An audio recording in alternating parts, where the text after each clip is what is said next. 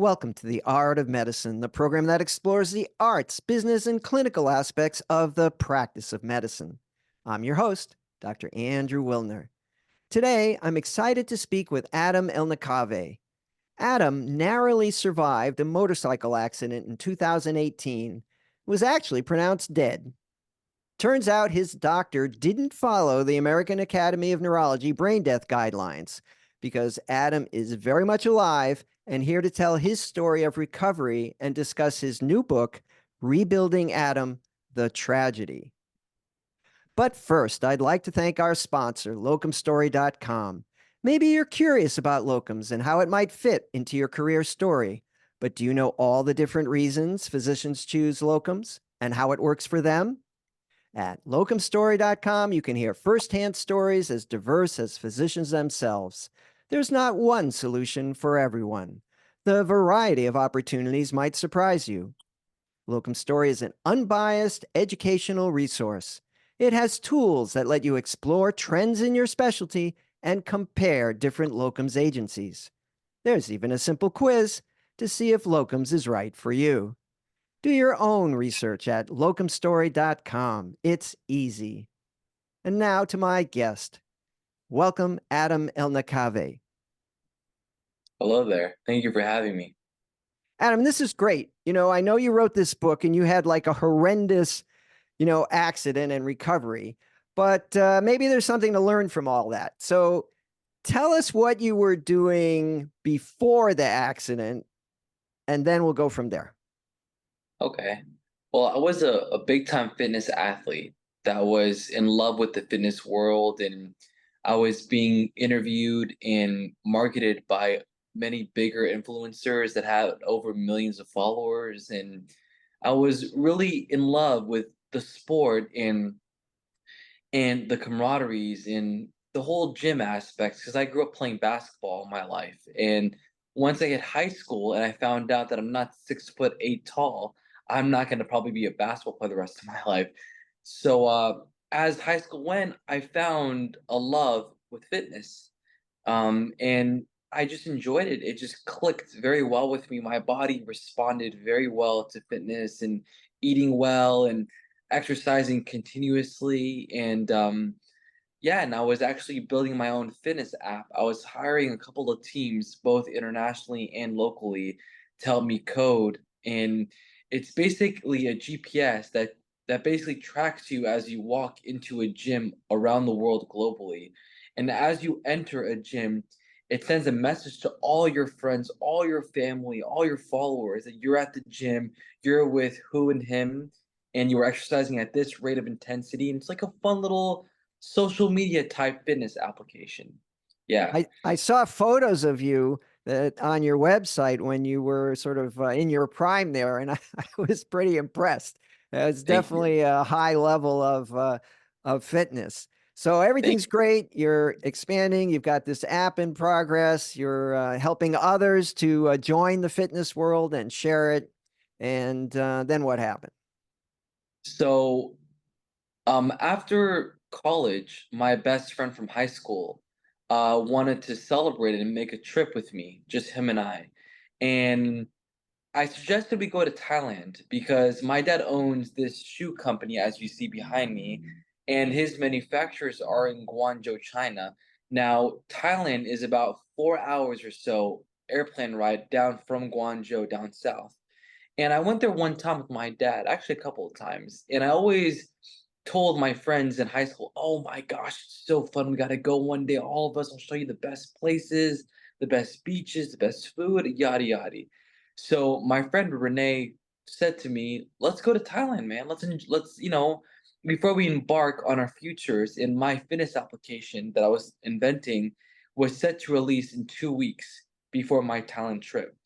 So we ended up going to Thailand, and it was a great time. Him and I, just best buds from high school, having a good time in Thailand, enjoying the sceneries and the beaches, and it was an amazing time. I was scuba diving in Thailand about a year ago, and Oh, it is an exotic destination. So beautiful. there are a lot of motorbikes in Thailand. Is that how you were getting around? So we first went to Bangkok, of course, the capital. And we started noticing a lot of people on motorcycles, on mopeds, and we saw that was the way, that was the ideal way of getting around town. And then we flew down to Phuket, the little island down. I'm sure you're a bit maybe familiar with it. Um, and then we saw more people on motorcycles. And one day, about 3 nights into our vacation, I told my friend, I said, this is a beautiful island. We should get a couple of motorcycles and be like a local and going around the entire island, check things out, see all the deserted places, look at the busy places, experience it all.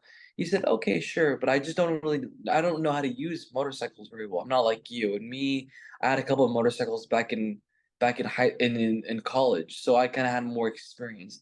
I said to him, "You know what? It's easy. I'll teach you. Let's just do it." So we had a couple of motorcycles. We rented out 2 motorcycles. He took one, I took one.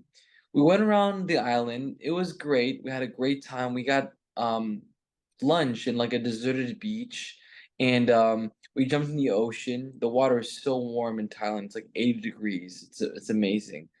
So as we're walking back, all wet, drenched, to our motorcycles, wearing just our bathing suits, no t-shirts, no nothing. We get on our bikes, and I see more local passengers driving past us with no helmets. And I'm sure you, being in Thailand yourself, you saw and witnessed that many, many, many locals, even people that are tourists out there, don't necessarily use a helmet often. So me being 28 years old, with my best friend, with my first time ever being international with a friend of mine, let alone family, um, with no supervision, I said to him, "Let's do this without let's mimic the locals. Let's not wear helmets."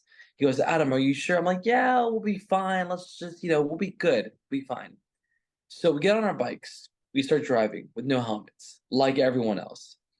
Soon we get pulled over by 2 motorcycle cops Hmm. for not wearing helmets.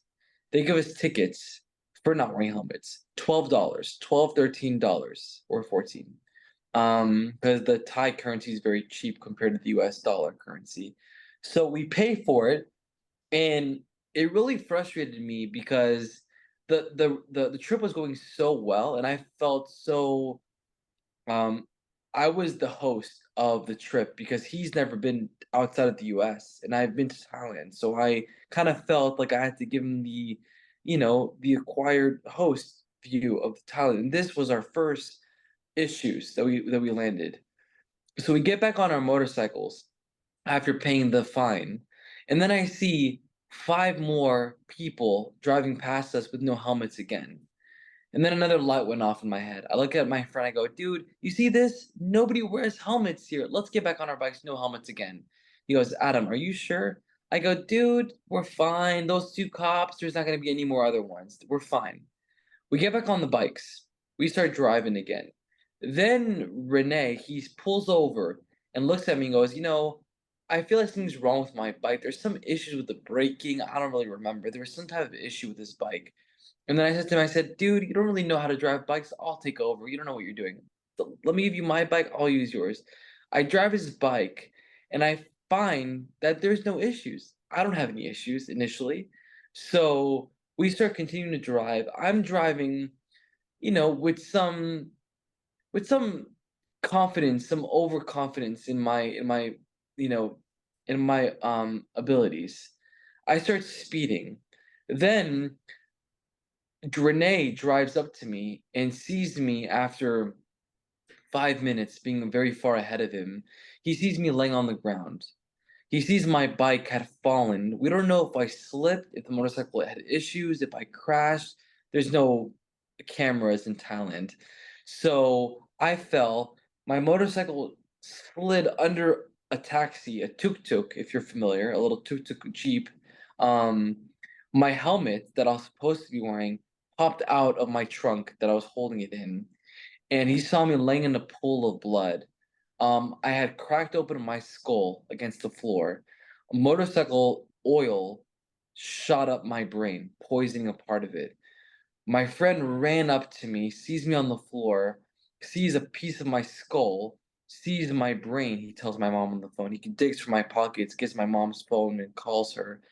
and then I fell into a coma of 10 days, had to have a piece of my brain removed because of because of the severity of the oil being shot in there. Um, I damaged the right lateral hemisphere of my brain, so it affected my left side. So my entire left side went became paralyzed. My shoulder socket fell out of my shoulder.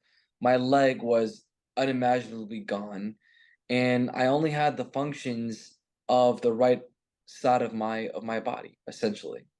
Yeah. So you remember switching bikes.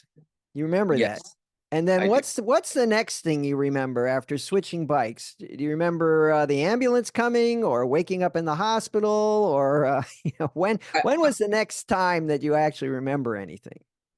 I have a very brief image of us standing in line paying our tickets for the motorcycles. Then the very next was 3.5 months later Wow. in my recovery. I was going to a hospital for neuro damaged persons that you sleep in, that do everything for you, that give you housing, our beds. This is all in my book. It's really interesting. My our beds have a whole bunch of dials and buttons next to it in case of an emergency, because you need nursing, food, assistance, showering, everything. They completely take care of you. And yeah, actually my injury was so bad that they did not accept me for the first few months. I was supposed to be home, and my medical insurance, I don't want to say their names on this, but they provided us with housing, in-house, patient in housing. When Yeah. did you transfer from the hospital in Thailand to the US? Okay, that's another great story that's in my book. So my father and my mother demanded, upon me still being in a coma, to get us some type of plane shuttling us to America, returning us for proper medicinal care. So the medical insurance company, I don't want to say their name, they sent an airplane to us. And the airplane was very mediocre. I'm talking like propeller airplane that had to make 7 stops to return us from Thailand to America, as in Alaska, Russia, like all these listed countries in my book. As we elevate in the airplane to the higher elevation, my heart started going erratic, started beating erratically. I couldn't breathe. The doctor on the plane demanded the pilot to land us because he felt like I was not gonna survive. This is gonna be hostile for a person recovering from a brain injury. So we made an emergency landing in Taiwan that was not anticipated. Not anticipated to the point as we land, my parents and I get off the airplane, and my mother and my father sees that the whole hubcap on the front tire of the airplane had fallen off. It was that erratic of a fall. This is all in my book. It's a really very exciting, dramatic scenes in my book, one after the other. And so yeah, and then we landed in Taiwan for emergency. And then I woke up from my coma, surprisingly, about 3 or 4 days later. Yeah. So you were in a rehab hospital. And so if I'm right, this was 2018, right? Yes. And how long were you in the neuro rehab hospital? So we flew back in, and I stayed at the formal private hospital off of Sunset in California that belonged to my insurance company, my medical insurance company. Um, and then I was there for about I think 3.5 weeks, and then my parents demanded that I would be let go because I was being clinically housed indoors, unable to leave, unable to go outside for fresh air, and my parents hated it. We got us being able to return home. My mother moved into my apartment. My ex-roommate left because she couldn't be in that environment with me being there with a broken skull, wearing a helmet in a chair. She was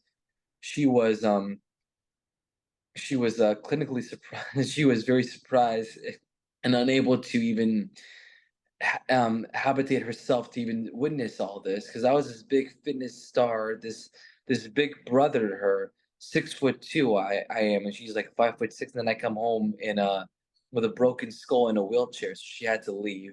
My mom moves in, and then the neuro hospital finally allowed us to go by sending us ambulance to pick us up to transport us there, and that was about 2.5 months later, I think, about being housed. This is all in my book, has been properly recorded. But yeah, they bring us into the hospital, and then I was there for 3 weeks, and then I was let go. One of the things I wanted to get at in your journey was, of course, your experience, but as a physician myself, I'm interested in how could the system work better for you. And it sounds like what was really key was having your parents as advocates. I mean, if they weren't there for you, you might still be in Thailand, right? So having advocates for you is very important. And then, the insurance company, that's always a battle to be in the right place. But what about day to day when you're working with the therapist? I mean, you were a mess. I saw the photographs, and you looked like a lot of my patients that we see, immediately after a car accident or a motorcycle accident. And, we don't know what the outcome is going to be 6 months or a year later. And of course, we do everything that we can on the spot. But then there's this long recovery kind of period with rehab and cognitive rehab and things you can't do. And the patients, of course, are very frustrated. Before they were on top of the world, regular person going to work, family. Now they can't even eat by themselves. So, what kept you going during that prolonged rehab time? Earlier in my recovery, when I was just getting home and restarting my life, all back from being age of 1 to 5 to 10 to 12, which is all recorded in my book. I was more like a robot, being told what to do and just doing what I was being told to do. But once about 6, 7, 8 months later in my recovery, my sense of self-confidence and independence started to grow very fast, to the point where I began sneaking out of my rehab center to walk outside and to feel normal again. I This is to answer your earlier questions before we started this. The one thing that I think that my rehab facility could have excelled better in was giving the patients a further sense of independence, because the one thing that I was suffering from not attaining was being given a sense of trust and independence, because my mother was waking me up in the morning, showering me, dressing me, driving me, feeding me, and then she drops me off at the rehab clinic, and then go all the way again. Rehab takes care of you, feeds you, walks you, is there for you, which is all understandable, which is all respectably correct. But as a person recovers, they need to be reminded what it is to be a human being that is grown up. They need to understand um, the prerequisites to being a gentleman or a woman again. They need to be reminded. And my greatest feelings, personal feelings, moments in my recovery was, this is all in my book, how I snuck out of my rehab facility, pretending that my mom and dad were downstairs ready to pick me up, or whatever the case. All in my book. I don't want to give it away.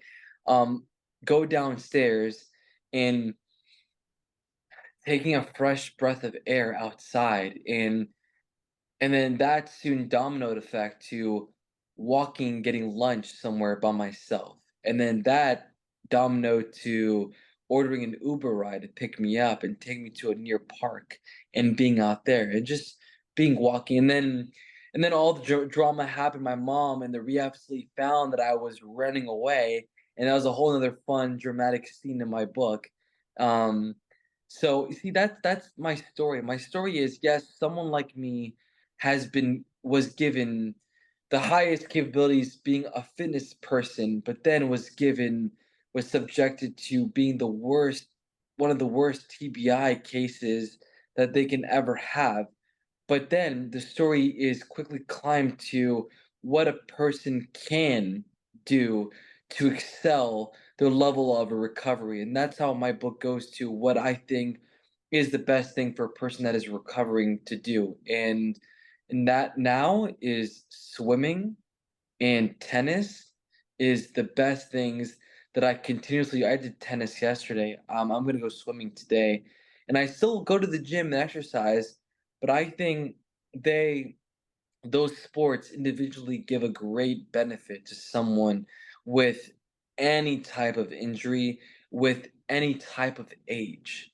Because, like, for being in the water, for instance, when you're in the water, that is the one time in your life that gravity isn't pushing down on you.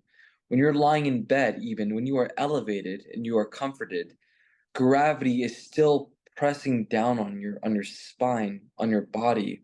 Water is the one time that gravity has no subjection to the the pressure and the resistance on your spine. So I believe that swimming and tennis is great too for anticipating the balls coming at you. So I think tennis has and then moving laterally as well. So I think these are one of the greatest things that a person that not even even in rehab, just even getting older or even just a younger person, it's great cardio and movements for the body. Well, I Yes. endorse your comments about water. We actually recently did a show about a program of scuba diving, one of my passions, but scuba diving for people with disabilities, particularly people in wheelchairs, who all of a sudden you put them in the water, with people to help them so they don't, drown. But in fact, scuba diving isn't all that complicated. You just have to breathe and float.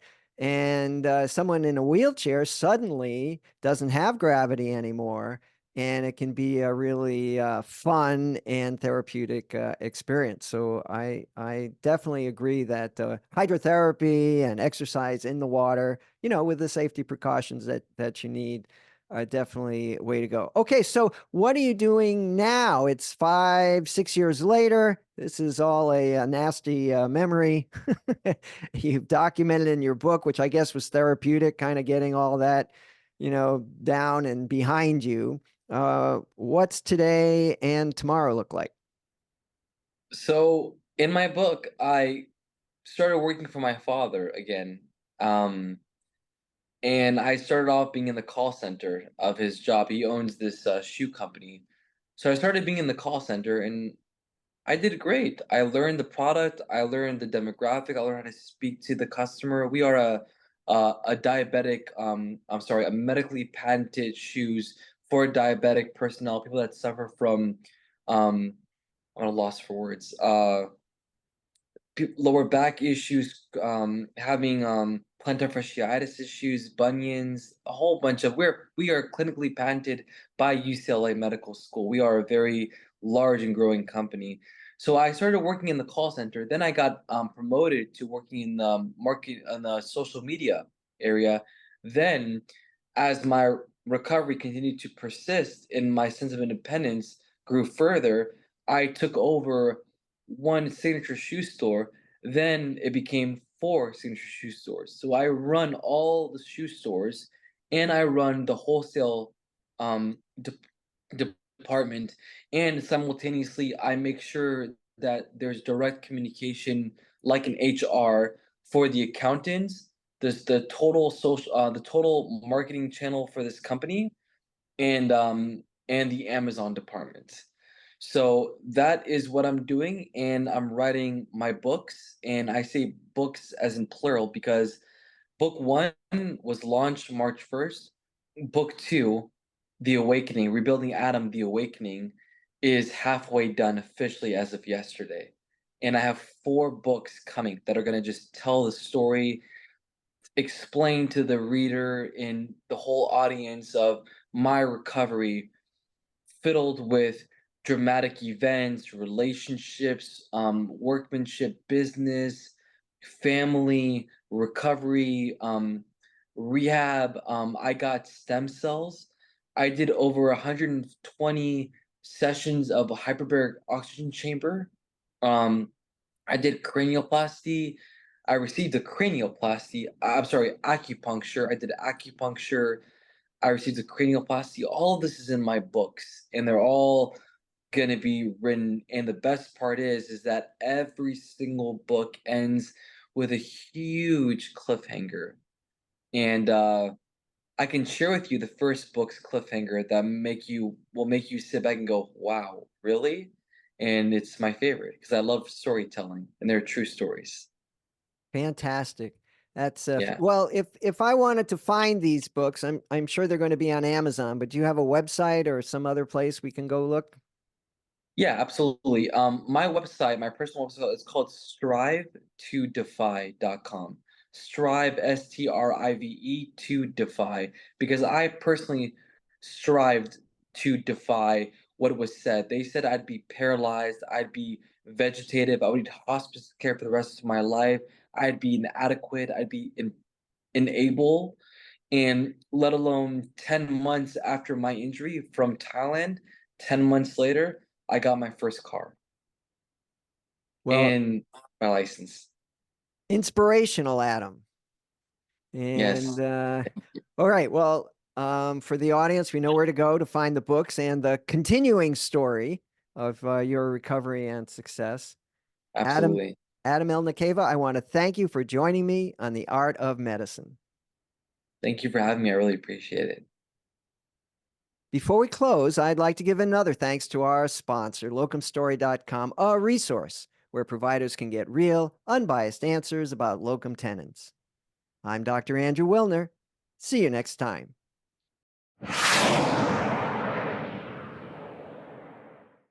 This program is hosted, edited, and produced by Andrew Wilner, MD, FACP, FAAN. Guests receive no financial compensation for their appearance on the Art of Medicine. Andrew Wilner, MD, is Associate Professor of Neurology at the University of Tennessee Health Science Center, Memphis, Tennessee. Views, thoughts, and opinions expressed on this program belong solely to Dr. Wilner and his guests and not necessarily to their employers, organizations, or other group or individual. While this program intends to be informative, it is meant for entertainment purposes only. The Art of Medicine does not offer professional financial, legal, or medical advice. Dr. Wilner and his guests assume no responsibility or liability for any damages, financial or otherwise, that arise in connection with consuming this program's content. Thanks for watching. For more episodes of The Art of Medicine, please subscribe. www.andrewwilner.com